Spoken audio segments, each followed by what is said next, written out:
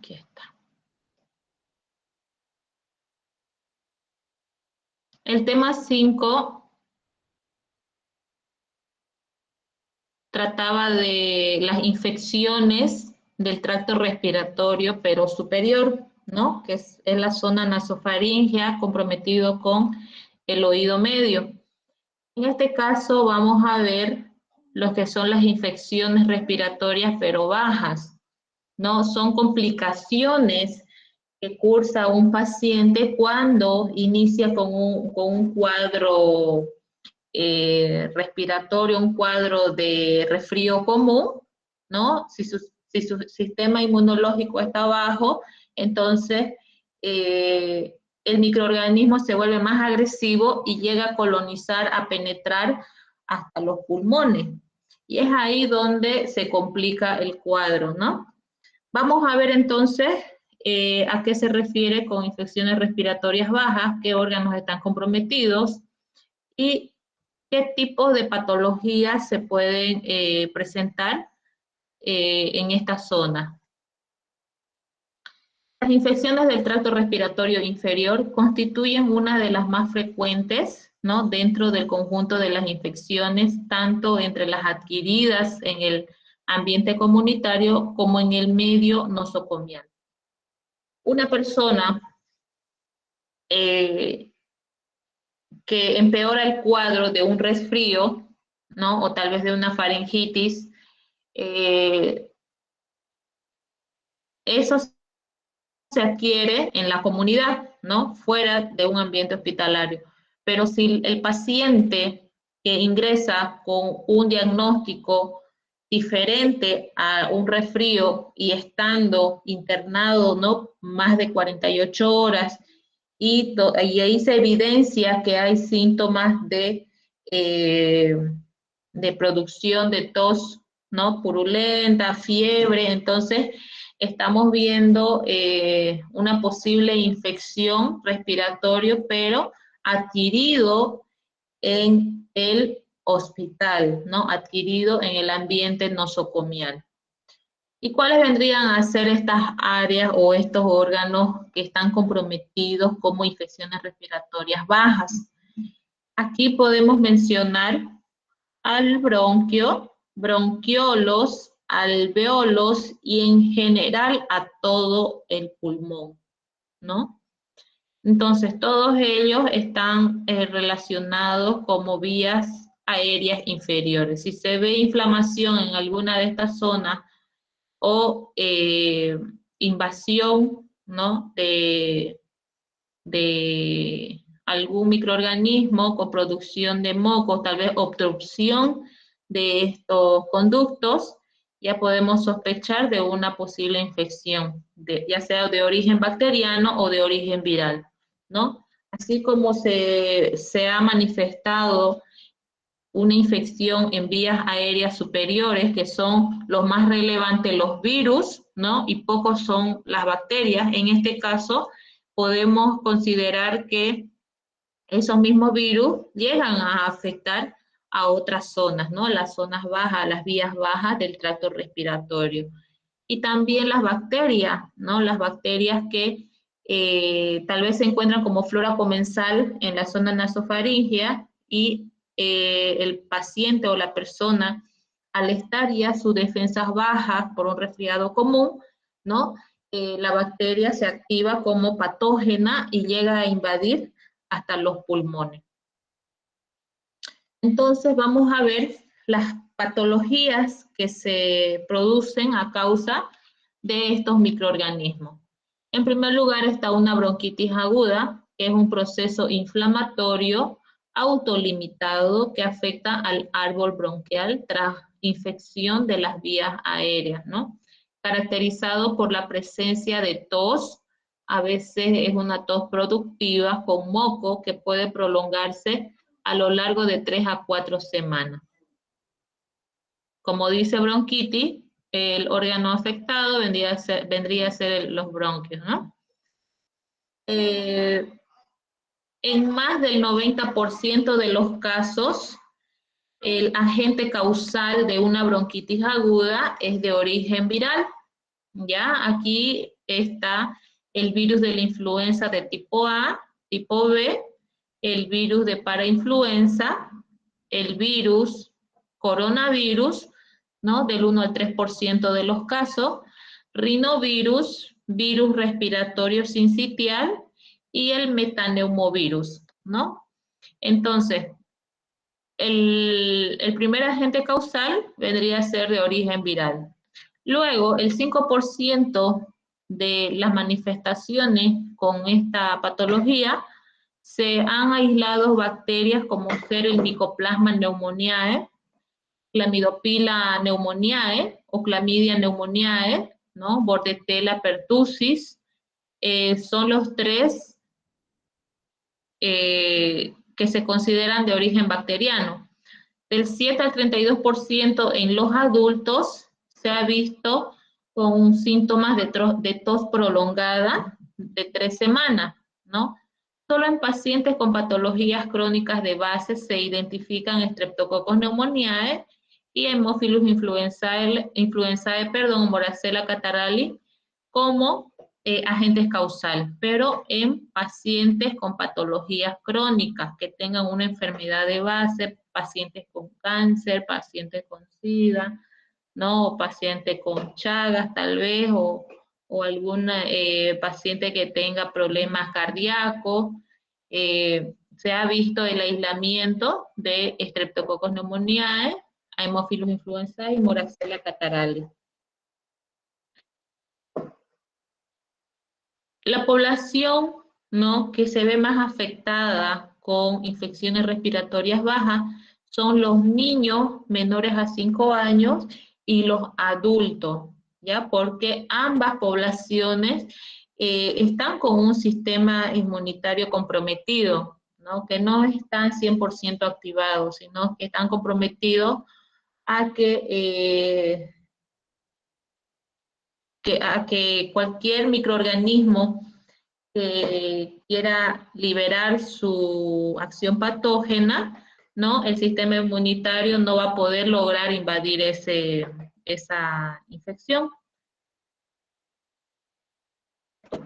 Otro tipo de infección que está relacionada con pacientes que presentan EPOC, en este caso es enfermedad pulmonar obstructiva crónica. Esta condición se da porque el paciente tal vez tiene antecedentes que fumaba, ¿no?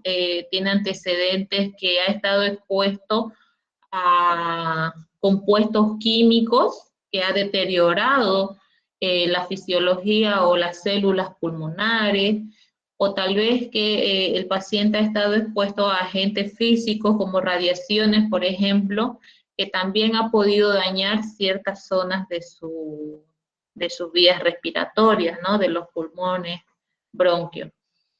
En este caso,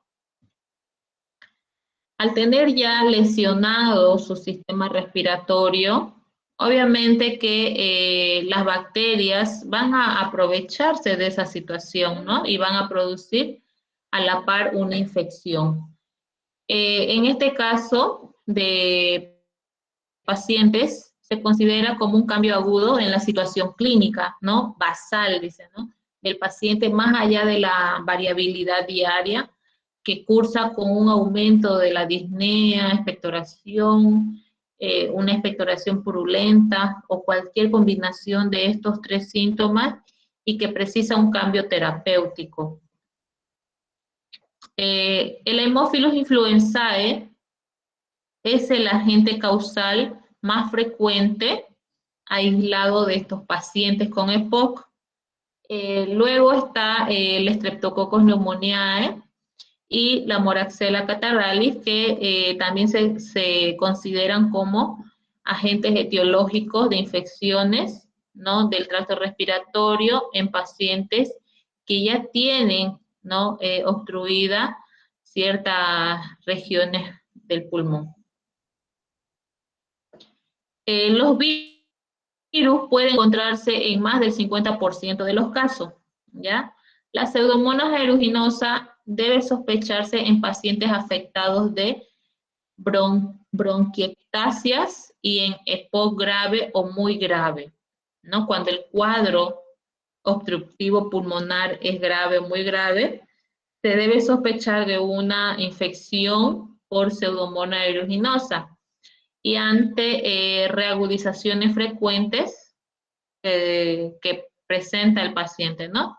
Los gérmenes atípicos como el Mycoplasma pneumoniae o Chlamydia pneumoniae se presentan más rara vez, ¿no? En menos del 10% de los casos. Aquí yo quiero resaltar algo. La Pseudomonas aeruginosa sí podemos nosotros aislarlo de la comunidad en pacientes normales de la comunidad, pero si este paciente ya tiene problemas obstructivos pulmonares, eh, tiene que estar en constante seguimiento, ¿no? El médico muchas veces indica internación y la Pseudomonas aeruginosa es una de las bacterias que se considera como oportunista, ¿no? Que coloniza a cualquier organismo debilitado, ¿ya? La Pseudomonas. Entonces, esta es una bacteria nosocomial, sí presenta un grado de resistencia, ¿no? Frente a los antimicrobianos. Entonces, se considera como patológico si el paciente presenta cuadros muy graves, ¿no?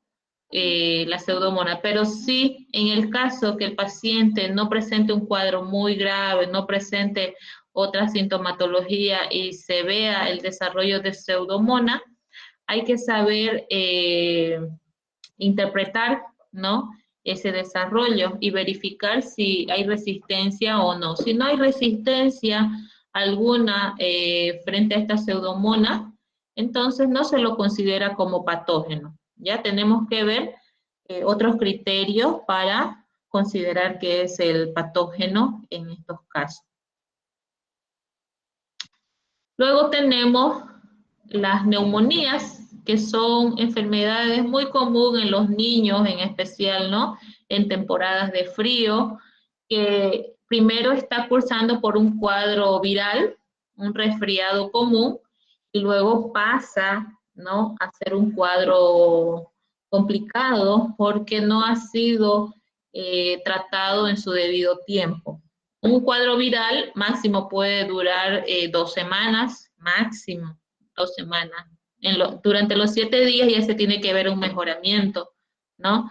Pero si sigue el cuadro complicado, ¿no? Sigue manifestándose con fiebre,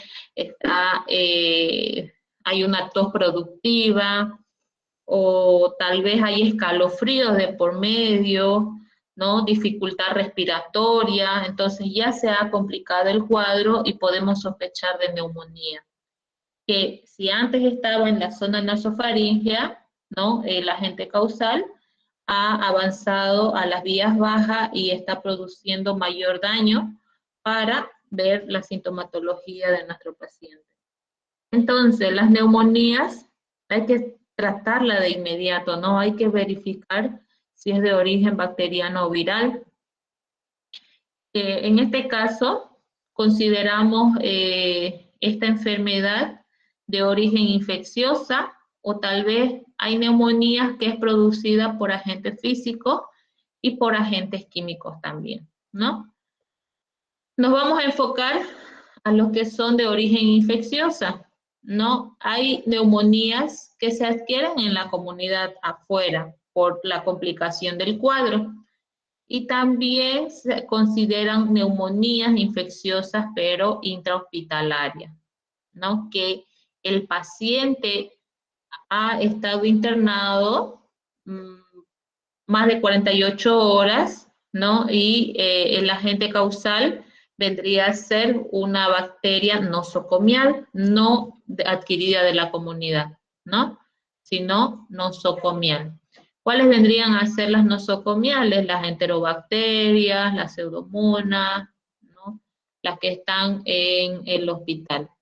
Hasta incluso el estafilococcus aureus, pero que presenta resistencia a los antimicrobianos.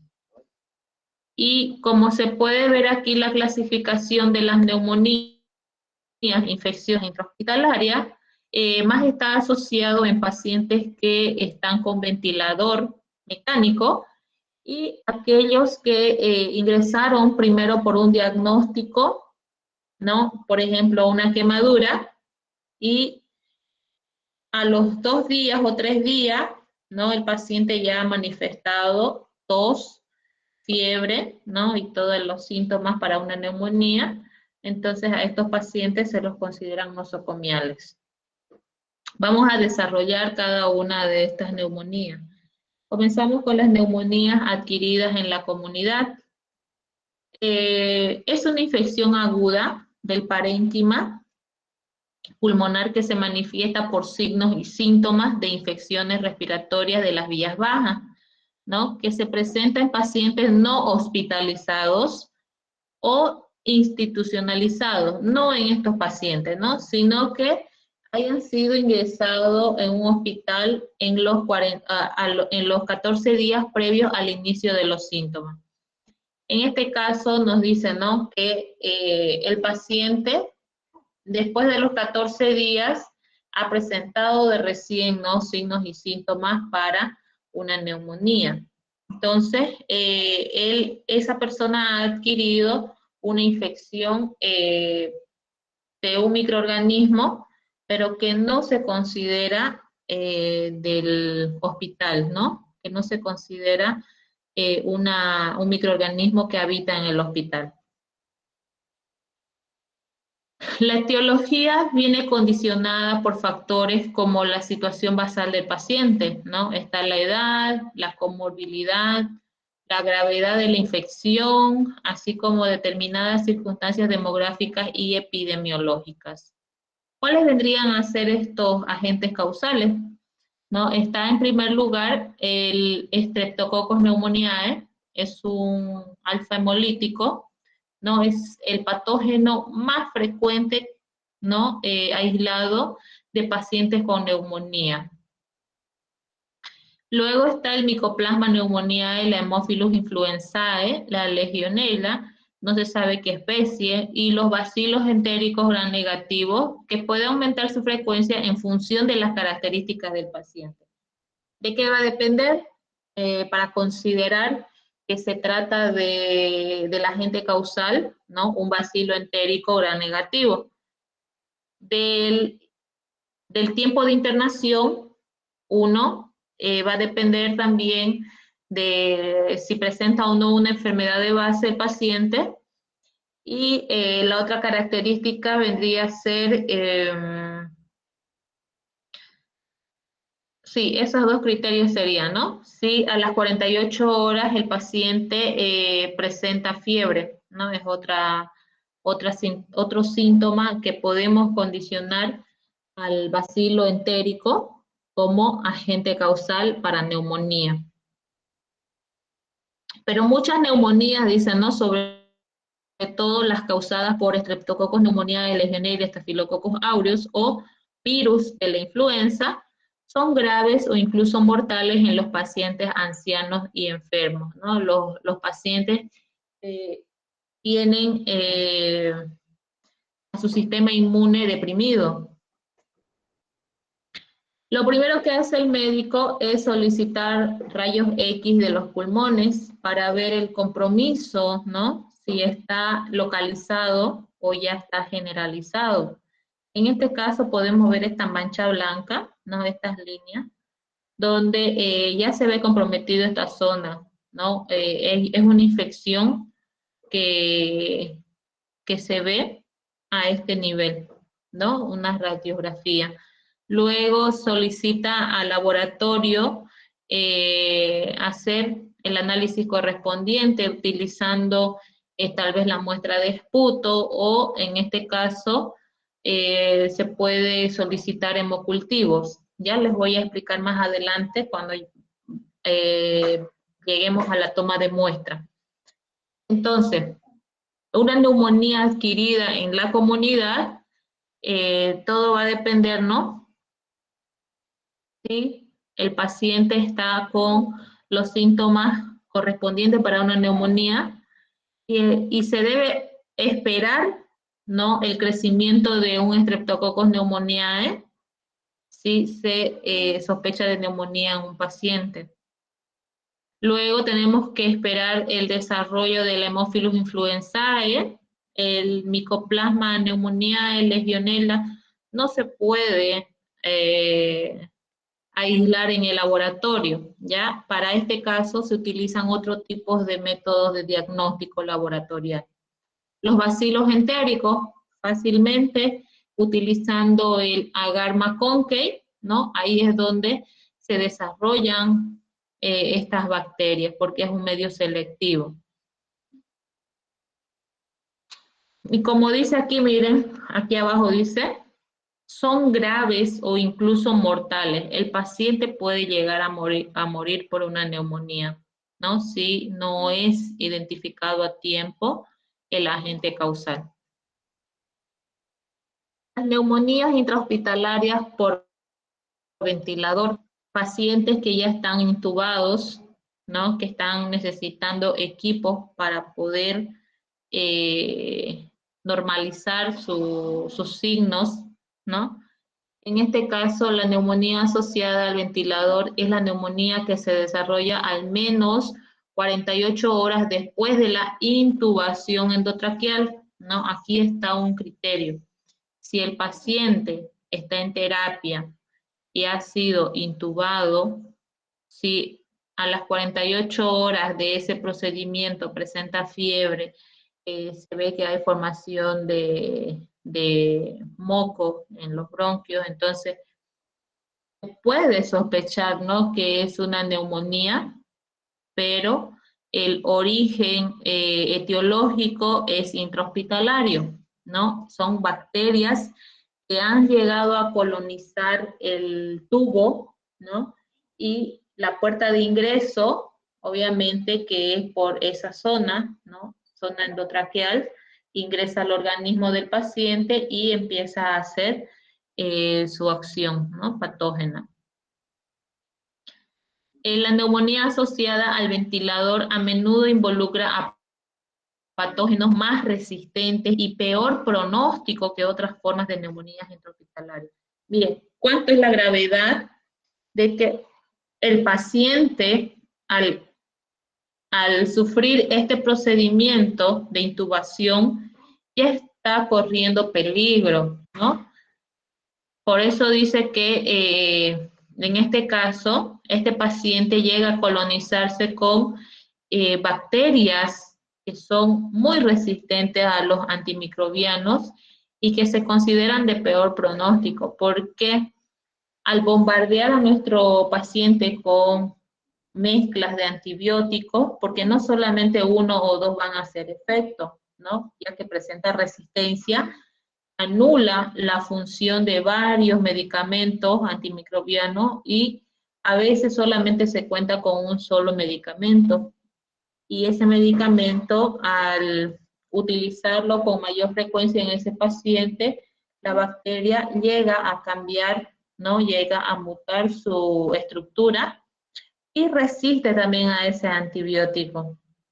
Y es por eso que se espera un peor pronóstico de nuestro paciente, ¿no?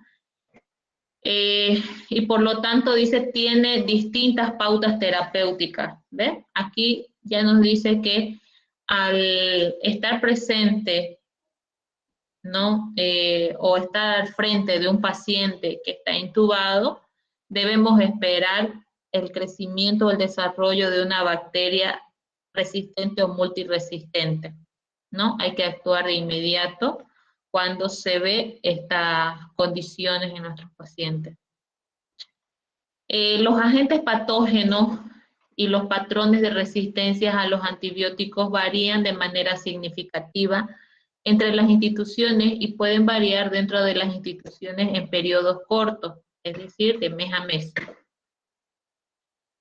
Los antibiogramas locales a nivel institucional que se actualizan de forma periódica son esenciales para la determinación de la terapia antibiótica empírica adecuada, ¿no? En general, los patógenos más importantes en este caso sería la Pseudomonas aeruginosa, el Staphylococcus aureus, pero en este caso debemos considerar a un Staphylococcus aureus resistente a las meticilinas, ¿no? Este es el tipo de resistencia que ejerce el Staphylococcus aureus frente a este antimicrobiano. La Pseudomonas aeruginosa también se consideran ya bacterias multiresistentes, ¿no? Que solamente hay uno o dos antibióticos que pueden llegar a inhibir su crecimiento de estas bacterias. Eso lo vamos a ver más adelante, vamos a hablar de puras resistencias para que ustedes tengan en cuenta a qué se refieren, ¿no? Cómo se ve, cómo se detecta esta resistencia en el laboratorio. Pero aquí lo importante es que ustedes deben saber que en pacientes con ventilación endotraqueal, entonces ahí ya podemos esperar el aislamiento de Pseudomonas aeruginosa, Staphylococcus aureus, ¿no? Y también podemos esperar el desarrollo de bacterias entéricas gram negativas, estamos hablando de las enterobacterias. Ya en este grupo está el Enterobacter, la Klebsiella pneumoniae, la Escherichia coli, Serratia marcescens, especies como el Proteus, Acinetobacter, ¿no? Entonces, todos ellos se puede esperar como agentes patológicos de neumonía en pacientes con ventilación, ¿no? Con ventilador. Y si se trata de pacientes que están con su sistema inmune deprimido, ¿no? Aquí son innumerables, dice, los patógenos probables en pacientes con alteraciones en las defensas del sistema inmunitario. Incluyen los que causan neumonía extrahospitalaria, o sea, tanto los de afuera como los de adentro se consideran patógenos en estos casos, ¿no? ¿Puede haber más de un patógeno involucrado? Sí, podemos desarrollar o podemos aislar más de 2 patógenos, dependiendo del tipo de deficiencia en las defensas del sistema inmune.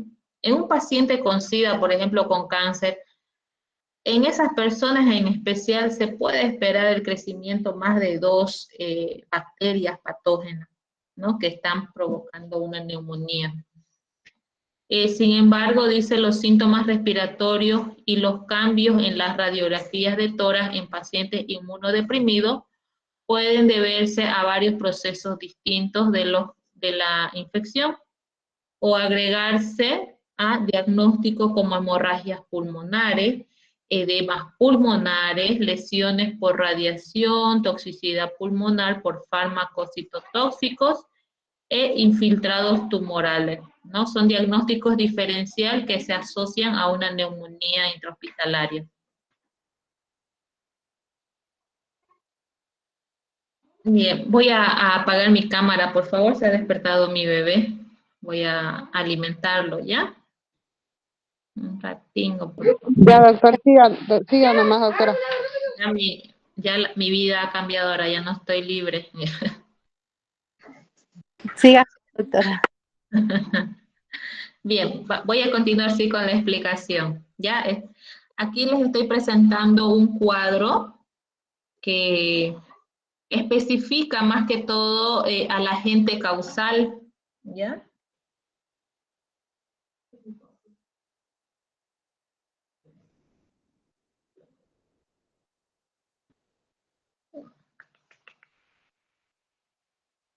Miren, cuando el paciente es ambulatorio, ¿no? Llega de la comunidad con signos y síntomas de neumonía, entonces, ¿qué microorganismos ustedes deben sospechar que son como los agentes causales?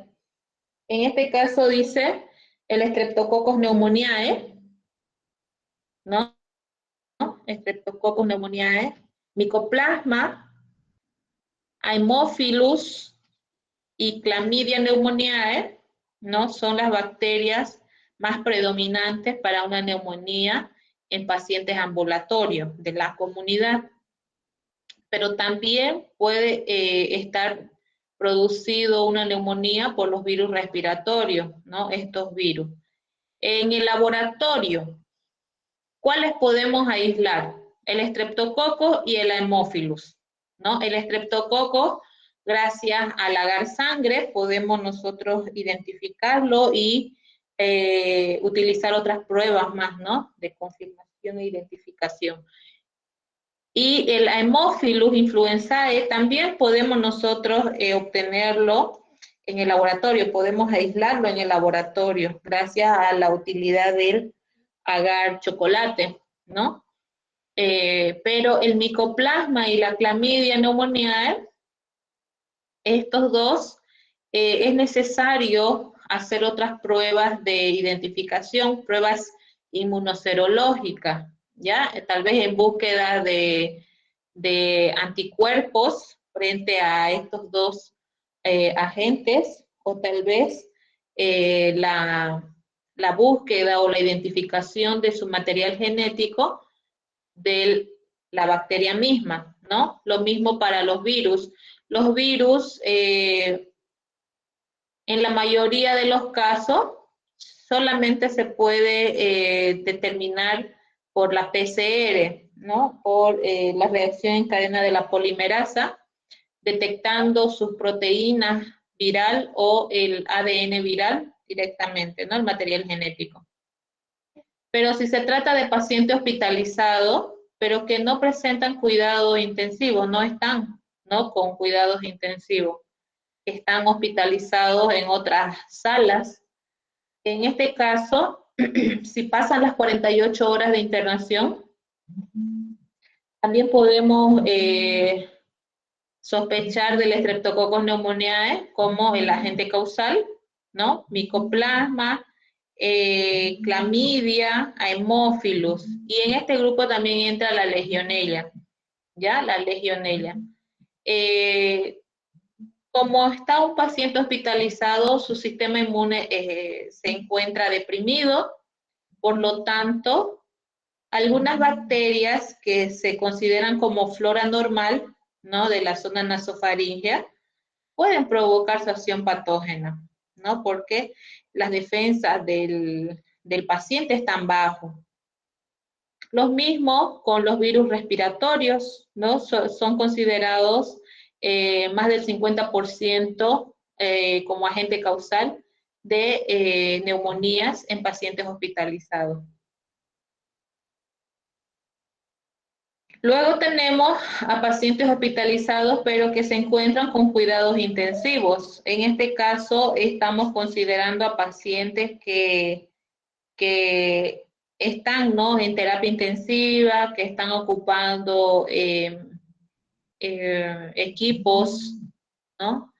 Para su control de sus signos vitales y, como hemos visto, intubaciones, tal vez algunos tienen sonda, ¿no? Dependiendo del cuadro con la que ingresó el paciente. Entonces aquí, ¿qué debemos esperar en el laboratorio? Llega la muestra y ahí ya nosotros tenemos que sospechar, ¿no?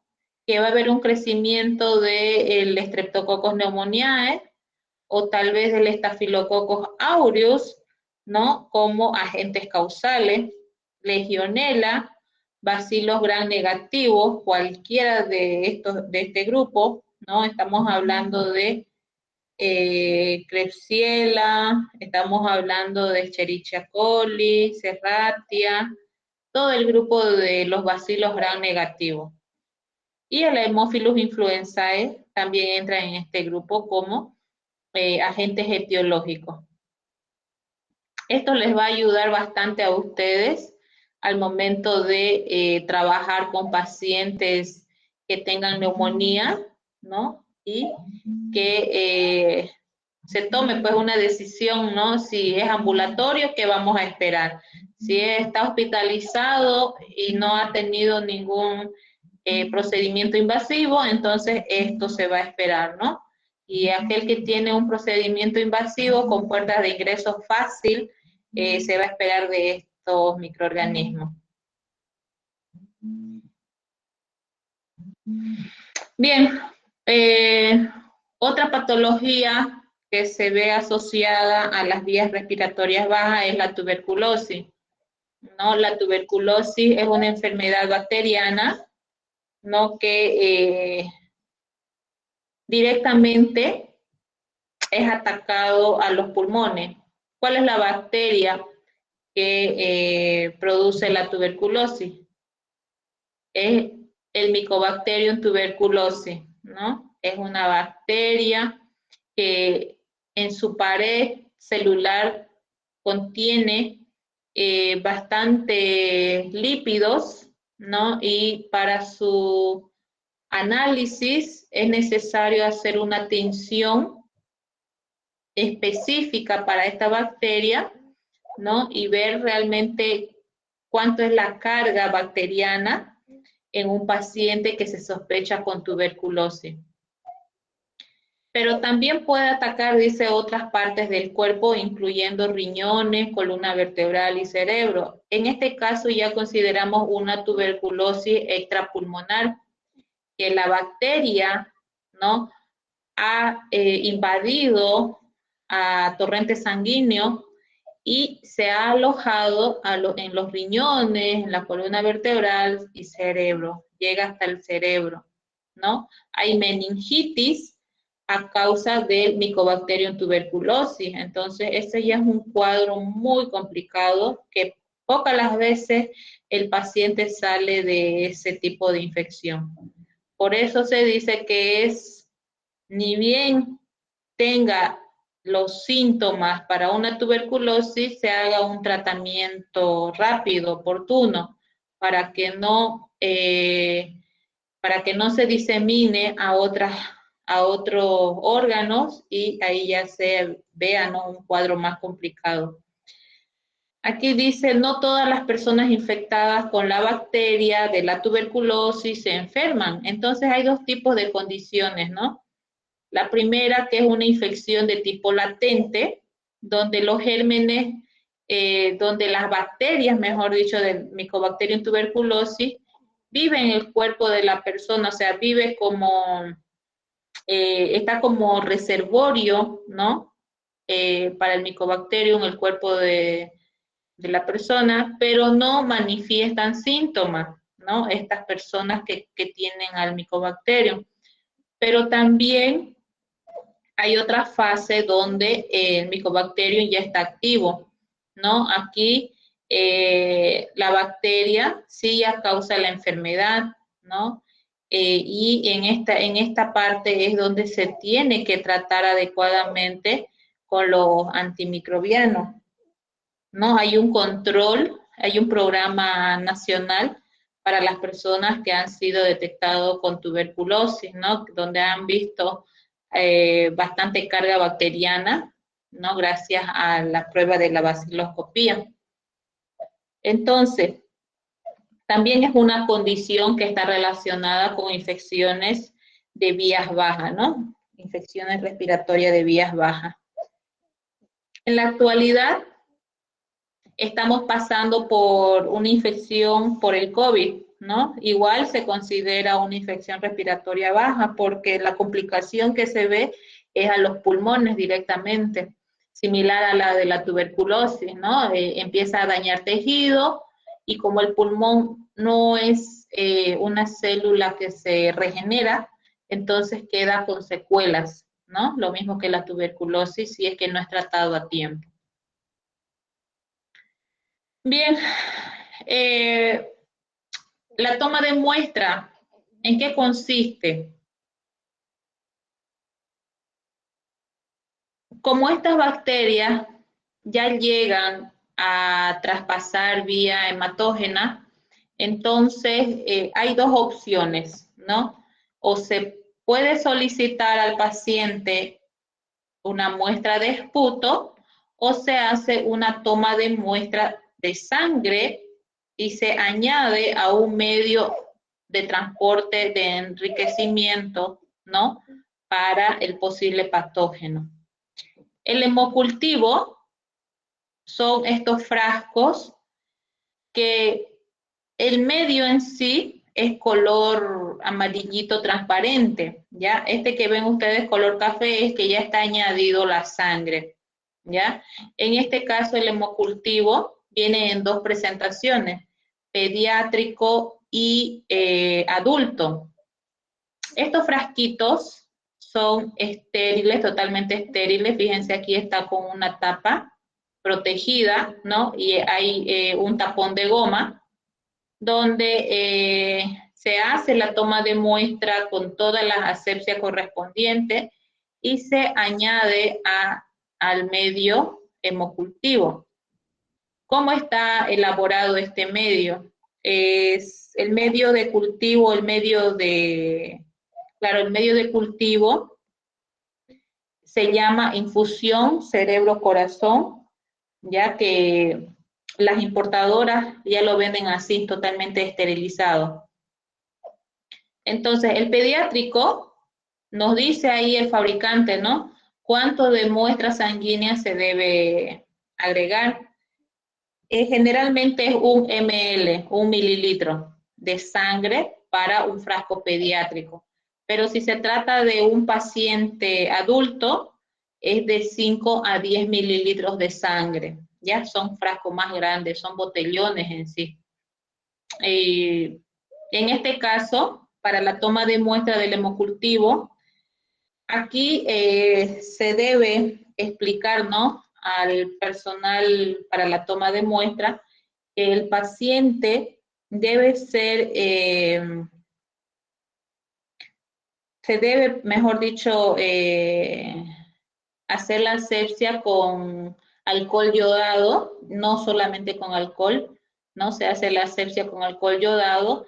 Lo mismo para el frasquito. Una vez que se abre esta tapa, se hace una limpieza con alcohol yodado, ¿no? Se realiza la opción venosa al paciente y se cambia de aguja para poder trasvasar a este de aquí.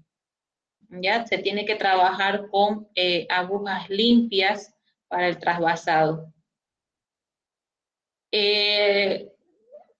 La cantidad de hemocultivos que se debe trabajar para un paciente pediátrico suficiente es un frasquito, ¿ya? Solo uno.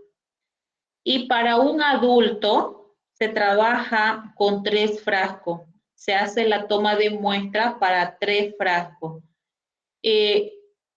No está normado aún, ¿no?, cuáles son los tiempos de la toma de muestra. Hasta el momento, ¿no?, el médico a veces le indica, ¿no?, paciente ingresa a pico febril a las 4 de la tarde aproximadamente. Entonces, controla el médico cada cuánto llega a un pico febril el paciente y dice, ¿no?, solicita tomar hemocultivo a las 6 de la tarde, otro a las 9 de la noche, otro a las 11 de la noche, ¿no? A veces el médico mismo le solicita al bioquímico que tome las muestras en los tiempos establecidos en picos febriles. Pero no hay una concordancia en sí entre los tiempos, como les digo. Algunos médicos solicitan tomar de zonas diferentes, es decir, del brazo izquierdo, del brazo derecho y de un pie, ¿no?, en el mismo tiempo. A veces el bioquímico toma la decisión de tomar la muestra en tiempos diferentes, por decir, uno en la mañana, uno en la tarde y el otro en la noche, ¿no?, para ver realmente en cuáles de ellos se puede aislar al agente causal.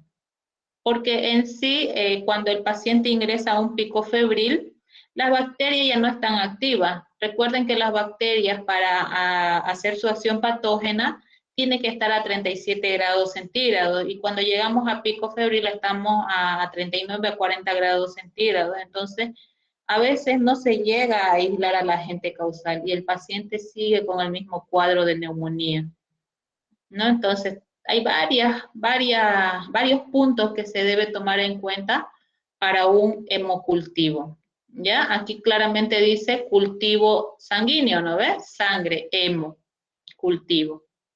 Aquí les estoy dejando un link para que ustedes vean el procedimiento correcto para la toma de muestras de un hemocultivo. Ahora, la muestra de esputo es para aquel paciente que aún está expectorando, ¿no? Moco, perdón, y se puede hacer el cultivo de ese moco, ¿no? A la par, se debe también hacer una tinción de Gram y una tinción de Ciel-Nielsen.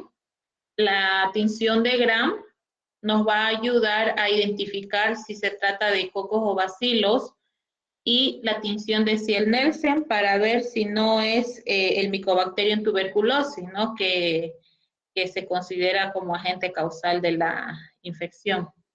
Entonces, lo primero que se hace es pedirle al paciente, ¿no? Que recolecte su esputo, que haga una expectoración sin cepillarse los dientes, ¿no? Sin haber comido nada, y lo puede recolectar. Aquí lo pueden ver, aquí les puse el frasquito, ¿no? Que es el idóneo para las baciloscopías. Viene más pequeñito, ¿no? En otros casos. Entonces se solicita eso al paciente. Lo ideal es que sea una muestra seriada. ¿A qué se refiere con muestra seriada? Que traiga uno hoy día, se solicita que traiga otro por la tarde y el tercero al día siguiente, ¿no? Para ver si no se encuentra en una muestra, en las otras dos posiblemente se pueda encontrar al agente causal. Igual aquí les he puesto un link para que ustedes vean, analicen para qué sirve una muestra de esputo, ¿no? En el caso de infecciones respiratorias bajas. Este punto lo vamos a desarrollar más en el laboratorio, ¿ya? Pero yo quiero que ustedes sepan qué tipos de muestras se debe solicitar a un paciente que está pasando por una infección respiratoria baja, ¿no? Bien, y con esto damos por concluido el tema de hoy. ¿Alguna pregunta que tengan sobre el tema?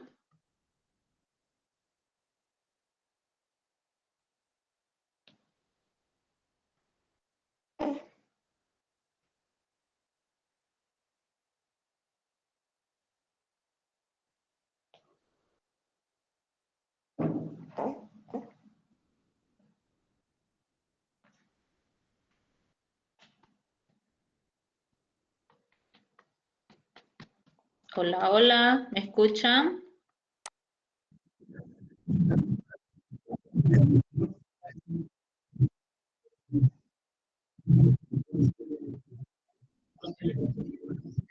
Sí, en primer lugar, no debe cepillarse el paciente, no debe ingerir ningún alimento ni agua, ¿no?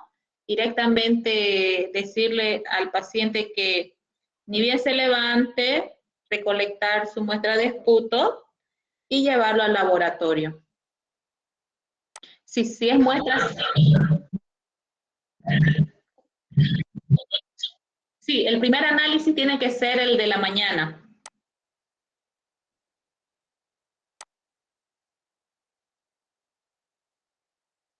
No, la muestra de sangre, como les dije, no hay todavía una normativa establecida según los tiempos de toma de muestra, ¿no? A veces el médico pone su criterio y nosotros trabajamos a veces en ese criterio que nos dice el médico, ¿no? En pico febril.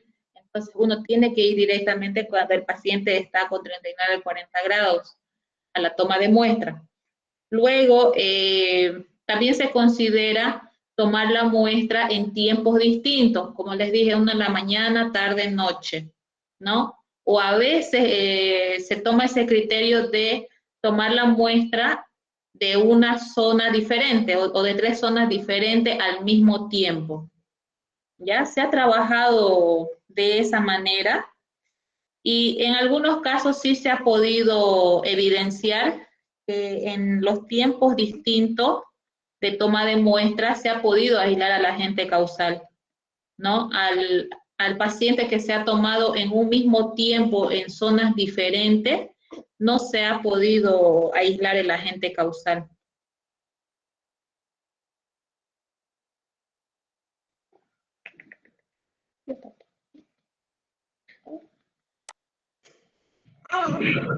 Ya hay que considerar eso. Ya, a ver, investiguen ustedes sobre los tiempos más que todo de la toma de muestra de un hemocultivo. ¿Dónde sería lo ideal? ¿En qué tiempo sería el ideal?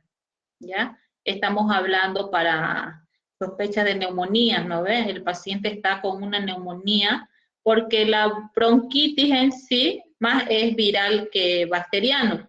Las neumonías son más bacterianas que virales y son más graves, son cuadros más graves, ¿no?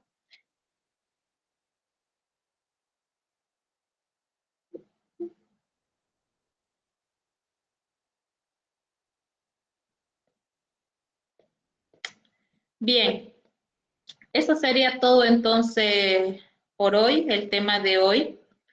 Espero que hayan tomado apuntes. Bueno, es lo más preciso, ¿no? Más que todo en la toma de muestra. Ya ahí tienen que enfocarse en la toma de muestra. Las condiciones para una toma de muestra de hemocultivo, para la muestra de esputo, ¿no? El procedimiento y, me estaba olvidando, miren, ¿en qué medios de cultivo se debe hacer la siembra? Les he dicho todo sobre las muestras, pero no les he dicho cómo se debe trabajar en el laboratorio. Por ejemplo, el hemocultivo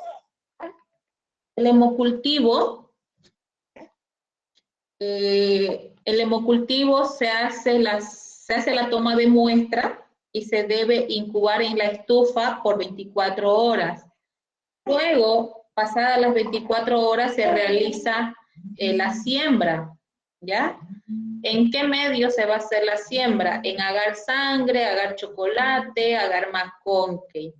En esos 3 medios de cultivo. Y si se trata de la muestra de esputo, y en el hemocultivo también se debe acompañar con una tinción de Gram, ¿no? Se debe hacer una tinción de Gram. En la muestra de esputo se hace una tinción de Gram, se hace una tinción de Ciel-Nielsen y se hace la siembra en agar sangre, agar chocolate y McConkey, también en esos 3 medios. El hemocultivo se debe hacer un seguimiento durante 7 días, ¿ya? El seguimiento del análisis del hemocultivo se hace 7 días. No solamente se hace una siembra, ¿no? Por ejemplo, pasadas las 24 horas, se hace la siembra, la primera siembra del hemocultivo. Se deja incubar, ¿no? Otras 24 horas y se debe ver si hay desarrollo o no. Se vuelve a reincubar esas plaquitas otras 24 horas, ¿no? Y se ve si hay desarrollo o no. Luego, si se ve que hay alguna turbidez, alguna opalescencia en el hemocultivo, en el frasco, se vuelve a hacer una siembra, una nueva siembra. Y se hace seguimiento otras 24 horas, 48 horas, hasta completar los 7 días, ¿no? Si es que hay o no hay desarrollo, eso se informa al 7º día de incubación en los hemocultivos. La muestra de esputo es 3 días, ¿ya? 3 días se hace el seguimiento. una sola siembra y si es positivo, obviamente se hace la prueba de identificación y si no, se vuelve a incubar. En este caso, el agar sangre, agar chocolate, deben ir a un medio anaerobio o a un medio donde contenga dióxido de carbono del 5 al 10%, ¿no? Colocarlo en un recipiente con una vela, taparlo para que esa vela desprenda dióxido de carbono y proporcione el medio para el desarrollo de estas bacterias. ¿Ya? De la Haemophilus estamos hablando y del Streptococcus. Entonces, es de esa forma que debemos trabajar en el laboratorio. Es lo que van a hacer ustedes el día que nos toque utilizar estas muestras, ¿no? Tanto hemocultivo como muestra de esputo. Ahora sí, con eso ya damos por concluido el tema. Ya me estaba olvidando esa parte. Lo importante.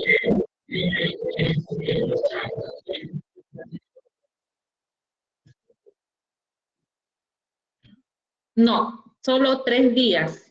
3 días el esputo. La sangre es 7 días. ¿Ya? Ok, ahora sí. Si tienen alguna pregunta, pueden hacerlo. Caso contrario, nos despedimos hasta la próxima semana.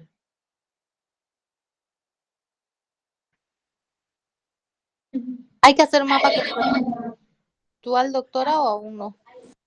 Sí, sí. Vayan adelantando más bien. Se los voy a enviar el documento el día sábado, ¿ya? Voy a terminar de avanzar con el último grupo y se los envío a todos. Gracias, doctora. Doctora,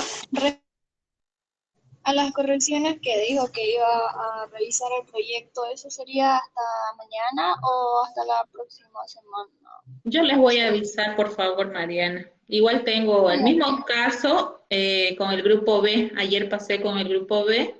Igual tengo el mismo caso. Uno que no me han enviado y que después dice que me enviaron y al final me enviaron 2 documentos y al final no se sabía cuál era el original.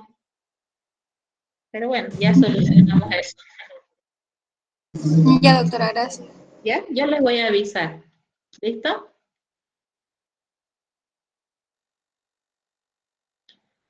Bien, que tengan buenas tardes, se cuidan y nos vemos la próxima semana. Gracias, doctora. Hasta luego. Hasta luego. Hasta luego, doctora.